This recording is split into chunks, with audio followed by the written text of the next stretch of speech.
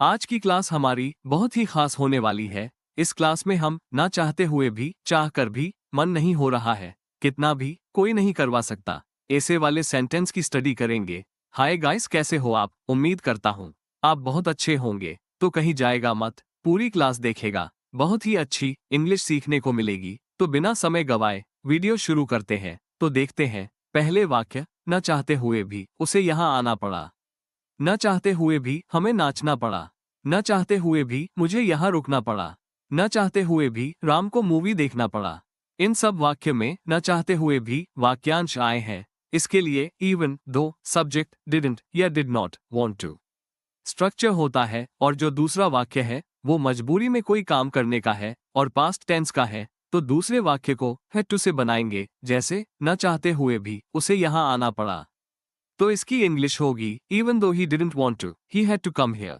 यहाँ पर एक बात ध्यान देंगे, जो दूसरे वाक्य में सब्जेक्ट आएगा उसको ही पहले वाक्य में इवन दो के बाद सब्जेक्ट की जगह पर लिखेंगे। देखो दूसरा वाक्य, न चाहते हुए भी हमें नाचना पड़ा, तो इसको इंग्लिश में बनाएंगे even though we didn't want to we had to dance. न चाहते हुए भी मुझे यहाँ रुकना पड़ा, तो इसकी इंग्लिश होगी even though I didn't want to I had to stay here. न चाहते हुए भी राम को मूवी देखना पड़ा।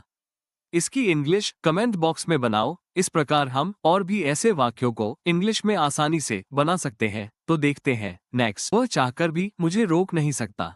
पूनम चाहकर भी यहाँ आ नहीं सकती। हम चाहकर भी वहां जा नहीं सकते। मैं चाहकर भी क्रिकेट खेल नहीं सकता।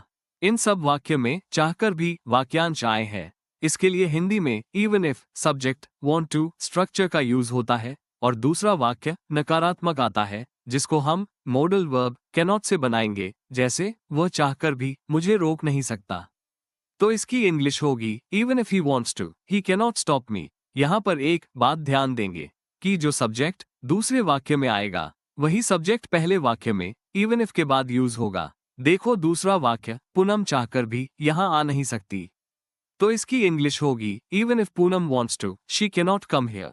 हम चाहकर भी वहां जा नहीं सकते, तो इसको इंग्लिश में बनाएंगे even if we want to we cannot go there. इस तरह हम और भी ऐसे वाक्यों को इंग्लिश में बना सकते हैं। तो देखते हैं नेक्स्ट। वो कितना भी काम कर ले पर नहीं थकता। पूनम कितना भी पढ़ ले पर नहीं थकती। मोहन कितना भी दौड़ ले पर नहीं थकता। इन सब वाक्य में कितना भी वाक्यांश आया है। इसके लिए इंग्लिश में no matter how much phrase का यूज होता है, और सब्जेक्ट के बाद वर्ब लिखेंगे। जैसे वो कितना भी काम कर ले पर नहीं थकता, तो इसकी इंग्लिश होगी no matter how much he works he doesn't get tired. यहाँ पर एक बात ध्यान देंगे, जो सब्जेक्ट दूसरे वाक्य में आएगा वही सब्जेक्ट पहले वाक्य में यूज होगा। देखते हैं नेक्स्ट वाक्य। पूनम कितना भी पढ़ ले पर नहीं थकती, तो इसकी इंग्लिश होगी no matter how much Poonam studies she doesn't get tired. यहाँ पर पूनम का प्रोनाउन दूसरे वाक्य में शी यूज हुआ है। देखते हैं नेक्स्ट। मोहन कितना भी दौड़ ले पर नहीं थकता, तो इसकी इंग्लिश होगी no matter how much Mohan runs he doesn't get tired. इस प्रकार हम और भी ऐसे वाक्यों की इंग्लिश बना सकते हैं। तो देखते हैं नेक्स्ट। आज मेरा मन क्रिकेट खेलने का नहीं हो रहा है। उसका मन इंदौर जाने का नहीं हो रहा है। पूनम का मन नाचने का नहीं हो रहा है। कल मेरा मन खाना खाने का नहीं हो रहा था।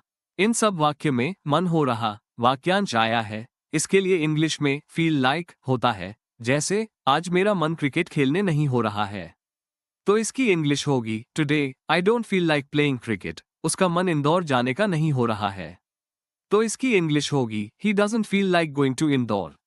कल मेरा मन खाना खाने का नहीं हो रहा था, तो इसकी इंग्लिश होगी yesterday I didn't feel like eating food. इस तरह हम और भी ऐसे वाक्यों को इंग्लिश में बना सकते हैं। तो देखते हैं नेक्स्ट। मैं ये कार नहीं धुलवा सकता। वो ये काम नहीं करवा सकता। क्या तुम ये घर नहीं साफ करवा सकते? पूनम ये घर नहीं खाली करवा सकती।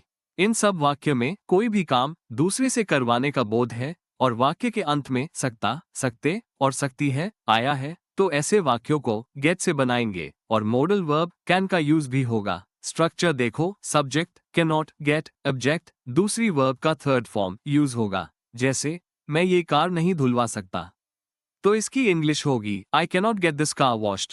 वो ये काम नहीं करवा सकता, तो इसकी इंग्लिश होगी he can not get this work done. क्या तुम ये घर नहीं साफ करवा सकते?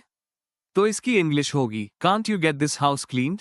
इस तरह हम और भी ऐसे वाक्यों को इंग्लिश में बना सकते हैं। अब ये क्लास यहीं समाप्त होती है। यदि इस क्लास में आपके मन में कोई क्वेश्चन हो या मन में कोई कंफ्यूजन हो तो कमेंट बॉक्स में कमेंट करें। Please support me.